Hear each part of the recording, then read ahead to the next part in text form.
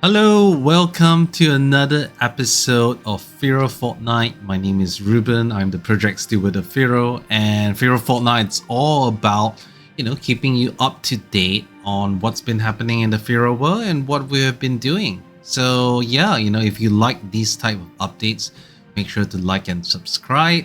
But let's get right into it. A lot has happened in the past couple of weeks, and really excited to kind of share these things. So I guess the first thing that we should cover is the third term of the community fund committee members have been formed, right? This time, basically it's a 7-member committee fund, and the managers part of the block reward to be used for, Firo community purposes, from development to graphics to campaigns and various things. And it's also been used recently to help the core team cover any sort of shortfall when it is in need. So these are the new members, or rather most of them are existing members, with the new member being Firo Fan. And yeah, so forgot he also goes by the name Antibit on Telegram and Discord. So he's a long-term community member as well, but the rest are all familiar faces. Kartal, who is from Turkey, has stepped out, decided that he didn't want to run this time. So yeah, this was all completed, everything, and this is a reminder of what the Firo Community Fund is and what the Community Fund Committee, or the CFC, does. So congratulations to everyone who got re-nominated, to the new incoming Firo fan, and also a very special thank you to Kartal for helping us, and all of these positions are pro bono. Alright, so let's move to the next issue, which is we actually released a new kind of series called Firo with Friends. So if you go to our YouTube channel, which you're probably on right now, you'll notice this Firo with Friends with Dead Parts. Her name's also Pui Ting. She's a local content creator in Malaysia. She's pretty popular. Her videos can get sometimes millions of views. And she's a friend of mine, and she agreed to kind of like co-host this show called Firo with Friends, whereby we cover newbie questions. It's totally unscripted. It's kind of casual. And so far, we've been getting quite good responses, and thanks to that, I think our subscribers have gone up. I think from 7,000 or 8,000 to 10,000. So that's been a good growth, and we really love the feedback we've been receiving. We've already now on episode 4, if I'm not mistaken, and I just recorded another episode 5 and 6. I think last week. So expect to see that over the coming weeks. It needs to be edited and all of that. So yeah, really, I hope you guys enjoy. This is not really catered to people who already know a lot about crypto, but I think the whole idea is here we want to be a source of authority for crypto. We want to present it to the younger generation and get people used to dealing with crypto and also learning about Firo. So yeah, do subscribe, and yeah, if you like Firo with Friends, just comment here. We really like to see the comments, so thanks so much. Alright, the other thing which is really serious is in September, the upcoming halving. So what is a halving? A lot of people have asked me. Is that basically the new emission supply halves. That means, like, for example, if you were getting like 6.25 Firo every 2.5 minutes, that will now halve to, my maths isn't very good, 3.75 or something like, probably less than that. But yeah, basically it's a halving every time. And so that means that, miners, masternodes, the core team reward all gets affected, because that gets slashed in half. And this follows the same emission cycle as Bitcoin. Of course, the numbers are changed to fit the kind of like quicker block time that we have, which is 2.5 minutes instead of 10 minutes, which Bitcoin has. So yeah, there is a forum discussion here, a lot of feedback currently. This is the current kind of division, which is 50% masternode, 25% to miners, 15% to the core team to continue developing, and 10% to the community fund, which is the CFC, which we covered a bit earlier. So, you know, there are a lot of like important questions. You know, what should the block division be? Should we maintain this? Should we change it? Should we keep the same supply schedule? And whether we should have a tail emission. So, you know, this post goes into really in detail. I'll probably do another video of this to kind of talk more about this, but probably be good to have like another person online besides just me to kind of have a more balanced opinion as well. So one of the things to also note is that Hashcloak is willing to do economics audit. He calls it a time series audit, and it's kind of like a technique to kind of try to predict and project prices using certain kinds of analysis and historical data. And it will show like how it would work with different types of divisions, and you know whether the masternode security is how it would be affected. So yeah, that is something. Obviously, we have got a lot of good comments, but keep them coming. We hope to receive, like, you know, get everyone's feedback by, I would say, latest July. So make sure that to weigh in is really important, because this is really basically how the tokenomics of Firo, right? And we want to make sure that, you know, every one of you has a say. Because actually, if nothing changes, if we do nothing and we don't receive agreement, actually what happens is in September, the block reward, the development reward, the community fund all ceases, and it completely goes 50% to miners and 50% to masternode. So yeah, you know, maybe that would happen. You know, it's a question mark about who would continue development there. I still think there are still things for the core team to do, like the Spark assets and all of that. But I would suggest that rather than taking up the whole time on this episode to kind of talk about this, I'll do that in a separate video, and you can read all these things and take your time to digest in here. Now, I've also noticed some people who are actually commenting in the Telegram and Discord channels, which is great. But, you know, it's better to have it on the forums because it's permanent. So that means like people who may be late don't have to scroll through like weeks of differing trades. So the forum is the best place to make sure that your opinion is captured and is considered. Obviously, we are still reading the Telegram chats, but it's better to have it right in the forums for permanence. So yeah, do weigh in on that. Now, this one was a lot less contentious.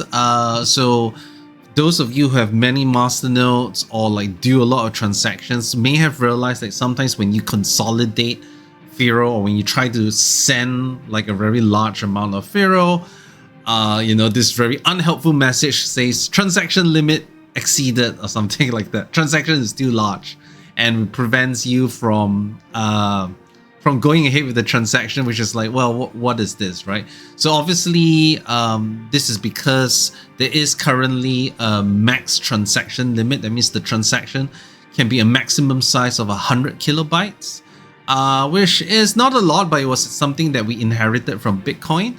But we think that, you know, this is kind of like too conservative, and they should be upped the limit to 250 kilobytes, which is like a twofold increase, which allows people to not run into this error a lot less. I would say you run it into a lot less. And it's also because, like, you know, Spark transactions are bigger than regular Bitcoin transactions, so it also makes sense to increase this limit. So hopefully this would reduce this error to popping into this error, but we also changed the error to make it more informative, which you can see over here. And we got feedback from the community of what that error should be. And now it is basically transaction is too large, size limit 100 kilobytes, select less inputs or consolidate your UTXOs. I don't know if that's better, but that's the best you can do in a limited size, but it's definitely better than transaction is too large. So at least for those who are in the know, they know what to do next. But hopefully with the size increase, which everyone is in agreement here, you know, that is not a problem. Okay, so yeah. Now another interesting thing was I was having like a discussion with Paramin, and I just like a catch up, right? Like what he was thinking, and he actually suggested, well, maybe we should have like a cooldown period or bonding, unstaking period for masternode collateral.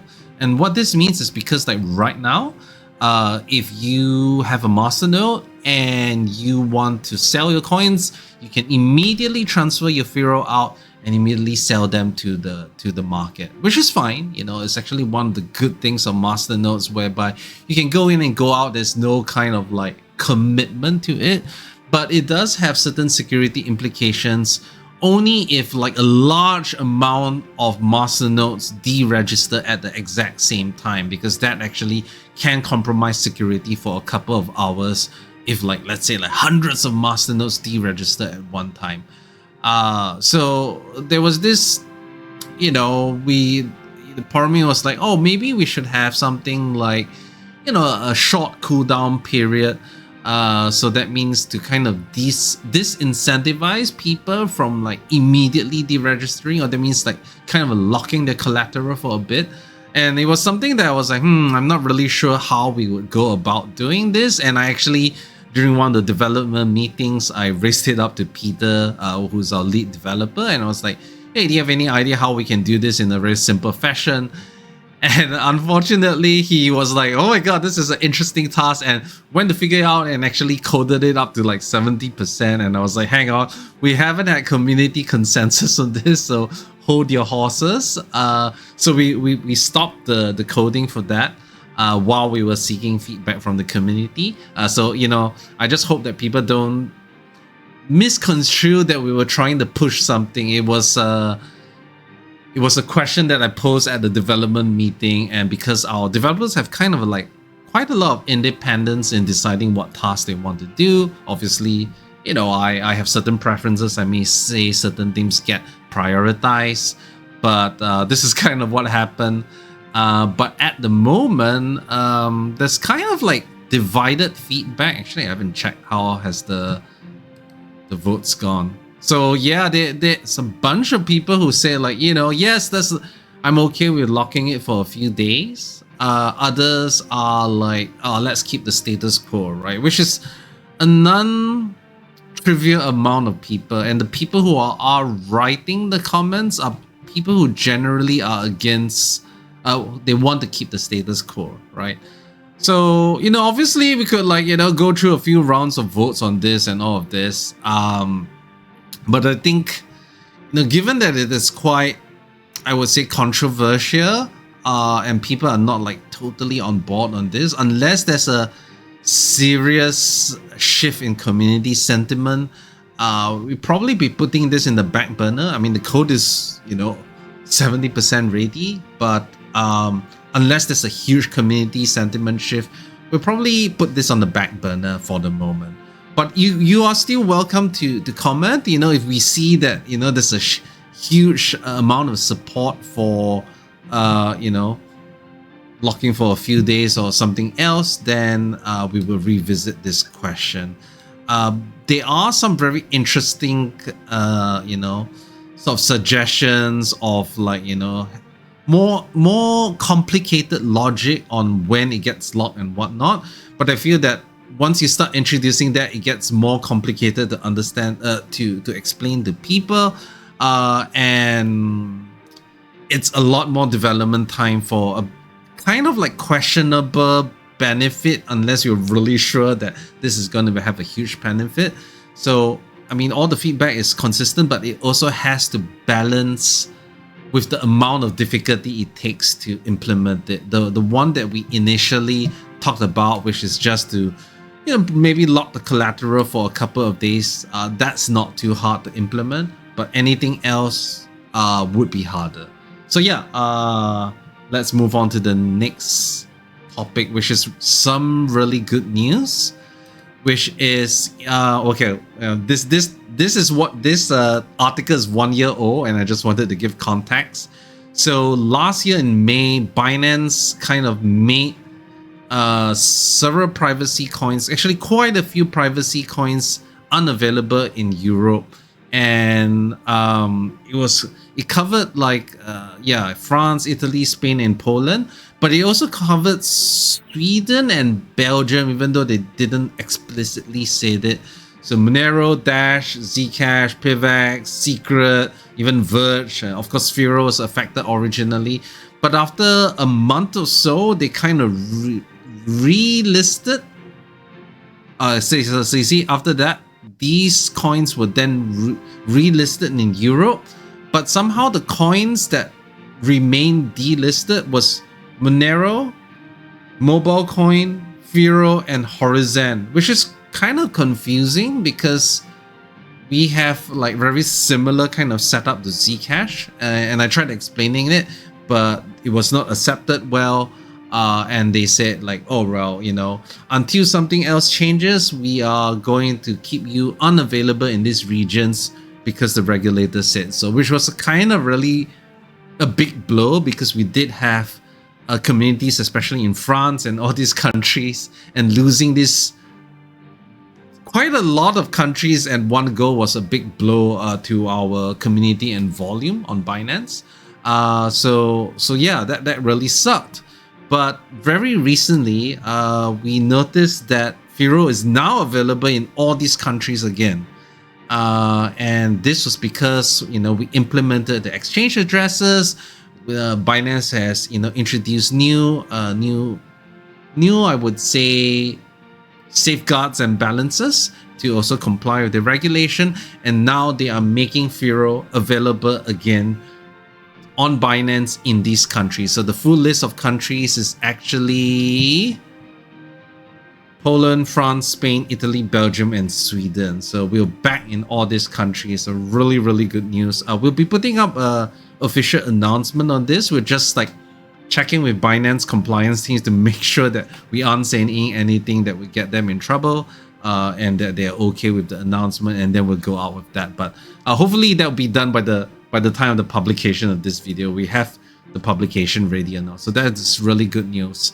So one thing that's also important to note is that out of the 4 cryptocurrencies that remain delisted in Europe, which was Monero, Mobile, Horizon, and Firo, we are the only ones that have remained on Binance and kept our privacy.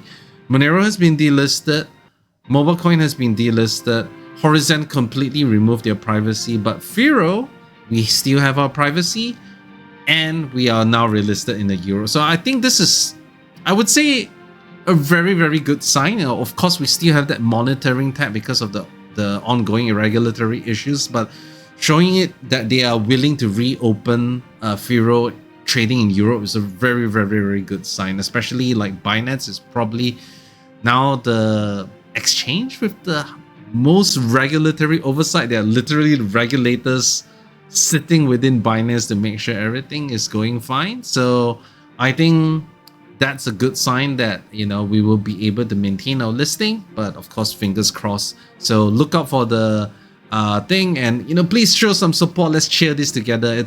We have to celebrate the wins together, right? Okay, so let's move on to the next topic. So this is quite a cool little thing that I kind of commissioned Vosto, who does some videos and graphics. So there's an ongoing community fund committee request, and Vosto actually made this video within that budget, which was really cool. We wanted something like, you know, a little bit tongue-in-cheek, following like the 1950s style and everything. And yeah, let's just like, you know, just let me just show. Brimming with curiosity, every penny spent tells a story. Firo ensures your tale remains yours and yours alone. A marvel of technology, safeguarding your financial freedom with the elegance and discretion. It also features Sparky. So Sparky is our, I guess, like our mascot, which you'll see in a minute. It's your money, your business, and with Firo, your privacy is paramount. With Firo's Spark addresses, and this is Sparky, and you'll notice that he's the only colored one, while the rest is still in black and white. The sanctity of your personal financial haven. This ingenious marvel allows you to flaunt your address. So this talks about Spark addresses.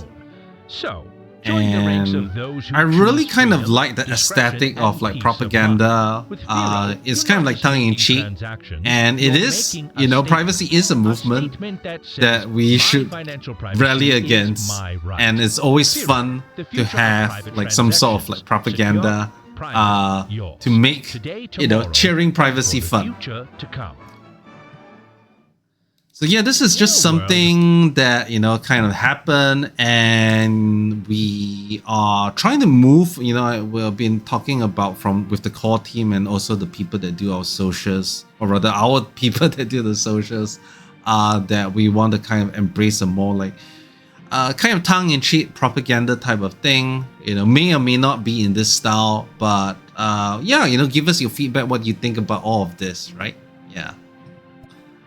So yeah, another like kind of cute little thing is that I kind of personally sponsored this boxer in my hometown, and now he is the state champion for under 21. And yeah, watch this. He's one of the few fighters that, although this is kind of like considered amateur, he follows like a very almost like a peekaboo style, and he just recently won the state championship. Oh no, it's not even state champion, it's the Malaysian Open. So that means it's kind of like the best in Malaysia, in my country, for under 21. So you look at him, it's so nice. I think he's in cruiserweight, if I'm not mistaken. His name is Gideon. I also do boxing as well, so yeah. No core team funds were used for this, but I thought it would be a nice kind of like shout out to Firo in my own little hometown. But yeah, Sarah Open Boxing Championships, and he got gold, so really proud of him. Alright, cool. Let's see what's next. Oh yeah, so Stack Wallet, which is our main mobile wallet that we've worked together with CipherStack to do. They have released version 2 and is out of beta, and it has a lot of Firo fixes and optimization, so Firo should be a lot faster and more reliable to use. We got like, you know, complaints of syncing, all of that has gone away, but we are still working with optimizing, like, you know, transaction send times and all of this. We'll keep you guys posted, and we are actually moving towards a Firo only wallet, which we'll probably call Campfire, and release that kind of like a stack version, but it's just for Firo. And hopefully we have like more features and all of that, and that we hope that this will be kind of like the default experience for people on mobile. It's a light wallet, and also there's also a desktop version as well. So yeah, this is like kind of the release, you know. Just check them out. Stack Wallet is rapidly improving, and you know, give, you know, Diego Rera, who is one of the really big supporters of Firo, like, you know, a shout out for their efforts. It's often thankless work, so you know, any sort of show of support, a thank you, they would really appreciate it, right? So another thing that also CipherStack did was they released a Lelanders Spark Flutter library, which is kind of to help people who are building Flutter apps to integrate Lelanders Spark, and we engage, or rather Magic Firo Fund engaged them, which is basically this separate 501c3 in the US, where it's kind of like a non-profit organization where if you're in the US and you donate to it, it's tax deductible. But so the funds actually came from there. A lot of it came from like donated funds, which, you know, a lot of it, Arcadia and Receipt Marani donated a lot of money to this fund. And from these funds, we have made this library available to everyone. You can go to the GitHub and take a look at it. It's all there, and we'll probably fork this into our repo as well. But it forms the basis of Stack Wallet, and is completely open source and anyone can use it. So hopefully we'll see more mobile wallets integrate Firo. Cake Wallet is actually really interested in integrating Firo. So if you want to see that happening, you know, shout out Vic on Twitter. Tell people that you're really excited to see Firo and Cake Wallet, and make that happen. Yeah. All right, next. On, I guess, more somber news is that recently there's been a lot of crackdowns on privacy, and it makes us kind of like, revisit what it means to develop for privacy on Web3, right? So just to kind of like give you context what this isn't like directly applicable to Firo, but it is, I would say, relevant and I would say topical, and has some implications for Firo, and just wanted everyone to kind of know. So Samourai wallet is a very popular Bitcoin wallet, and the main thing that it does is it tries to do privacy on Bitcoin. Obviously, Bitcoin doesn't have any sort of like, zero knowledge proofs and all of that. It relies on what we call coin mixing type of solutions, and Samourai has its own whirlpool type of solutions. And while the mixing doesn't happen in a custodial fashion, that means custodial means that they don't actually hold your coins on behalf of you and mix. They still hosted the infrastructure that facilitated this mixing, right? And unfortunately, Samourai wallet, 2 people were basically arrested and prosecuted for running basically Samourai wallet, despite it being non-custodial, and they said that they have facilitated money laundering or so, right? Now, obviously, this is still a case in action, but it is obviously worrying for people in the US, and yeah, as you can see, this has broader implications, and because of this, other privacy wallets like Wasabi Wallet is also running like a Bitcoin type of mixer. They decided to shutter off.